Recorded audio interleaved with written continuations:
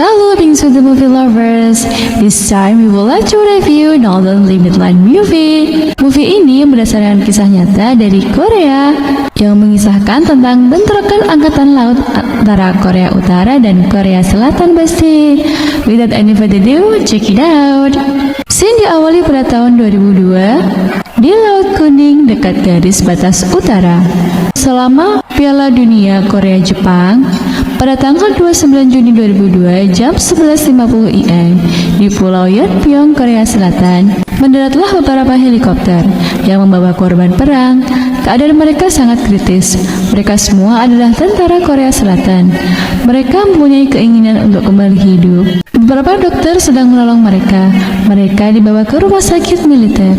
Pada bulan Juni tahun 2002, di Navy Fleet 2, basis operasi Pyeongtaek, Korea Selatan, tibalah tentara militer angkatan laut bernama Pak Dong-hyuk. Saat itu temannya Kwok-ki kaget, kenapa bisa Pak Dong-hyuk ada di sini?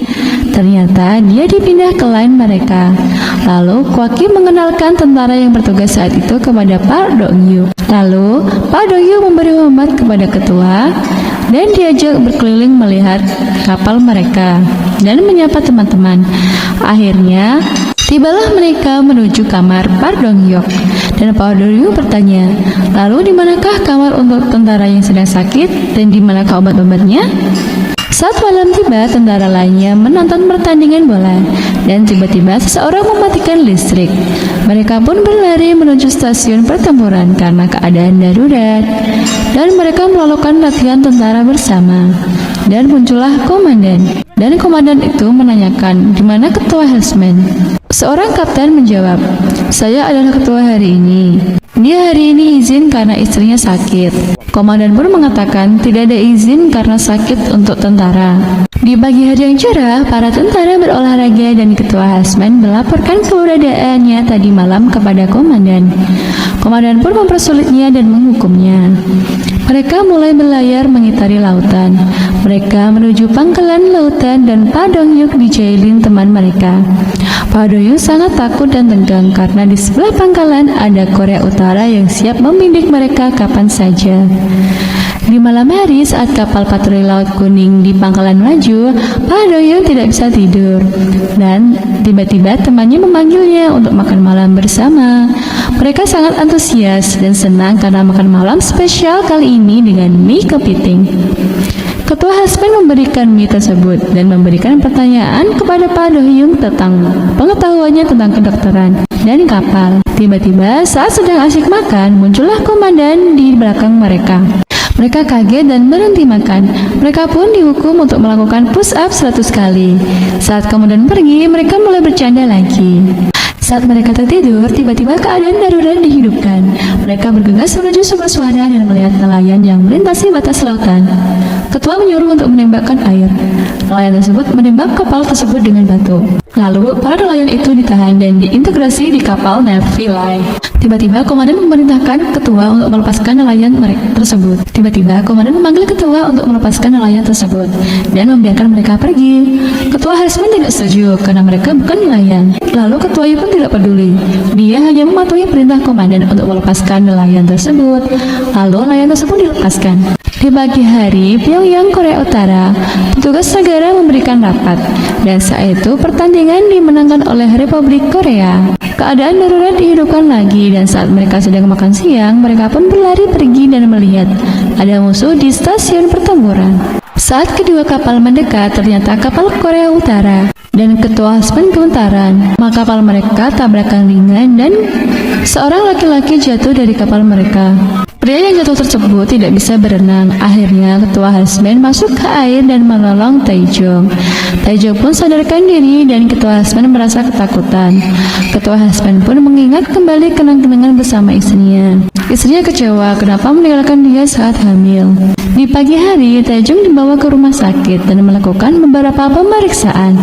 Pak Dong-hyuk merasa sedih karena Taejong sakit. Ketua Hesman menyemangati dia dan setelah mereka pergi, naik bis, pesta ulang tahun anak Kapten Chu dirayakan. Komandan Yu pun diajak untuk merayakan, dan dia sengaja meminta ketua Helmsman untuk menuangkan arak. Padahal Komandan Yu tahu kalau tangan ketua Helmsman masih gemetaran. Tiba-tiba dengan kekuatan ketua, dia pun bisa menuangkan arak tersebut di gelas komandan. Komandan pun pergi, dan Kapten Yu menceritakan masa lalu komandan. Komandan pun mendapatkan informasi bahwa ketua Helmsman akan dipindahkan karena tangannya menyebabkan kecelakaan. Di pagi hari, komandan dari kapal satunya datang dan menguji tangan ketua Helmsman. Tiba-tiba, Komandan Yu datang dan mengatakan, "Aku akan berbuat apapun jika anak buahku bermasalah." Di lain tempat, komandan memberikan gajinya kepada ayahnya, dan ayahnya memberikan saran untuk pindah mengajar di akademi kemiliteran. Namun, Komandan Yu menolak. Saat Pak Dong Yu memberikan pesan ke ibunya, seniornya tahu dan akan melaporkan ke ketua jika tidak memberikan ponsel tersebut. Akhirnya, ponsel Pak Dong Yu diberikan kepada senior tersebut.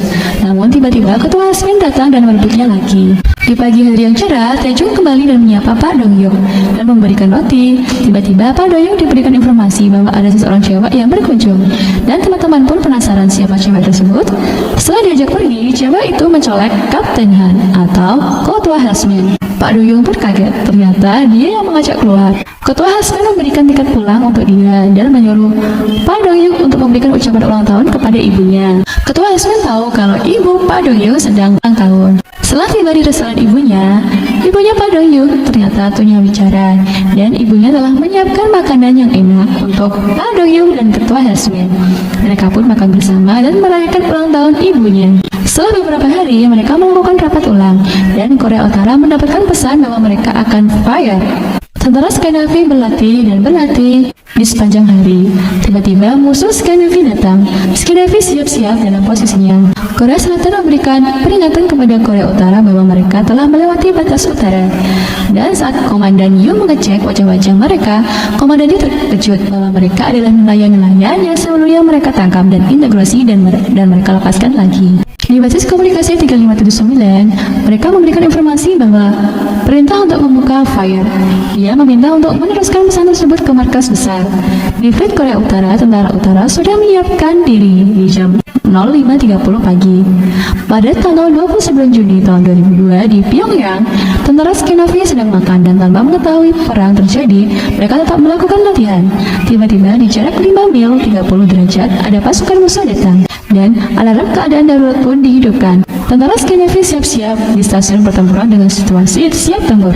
Di kapal Korea Utara, mereka siap-siap untuk bertempur. Tiba-tiba, meriam Korea Utara ditembakkan ke kapal Sky-Navy. Kapten Han dan Komandan Yu ditembaki dan dihancurkan dan diserang. Mereka terluka parah. Mereka tetap bertahan untuk hidup. Mereka tetap bertahan untuk kerupulnya, walaupun tubuh mereka terkoyak oleh meriam Korea Utara, dan api satu persatu ditembakkan ke kapal mereka. Mereka tidak sadarkan diri. Tentara Sky-Navy tetap berjuang dan membalas tembakan mereka. Setelah detik-detik terakhir, Komandan Yu memberikan perintah untuk membunuh kapal musuh, dan akhirnya kapal musuh tertembak.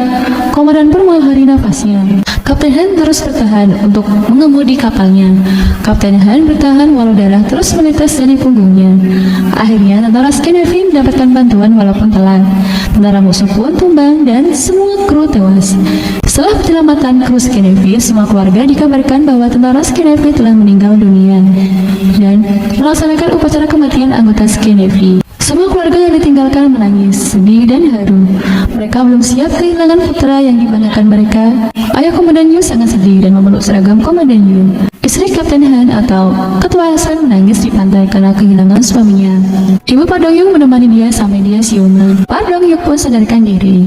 Dia melihat berita yang mengatakan akan menunda pencairan korban Sky-Navy karena gelombang laut yang tinggi. Para kru penyelamatan datang dan menyelam ke kapal bekas pertempuran.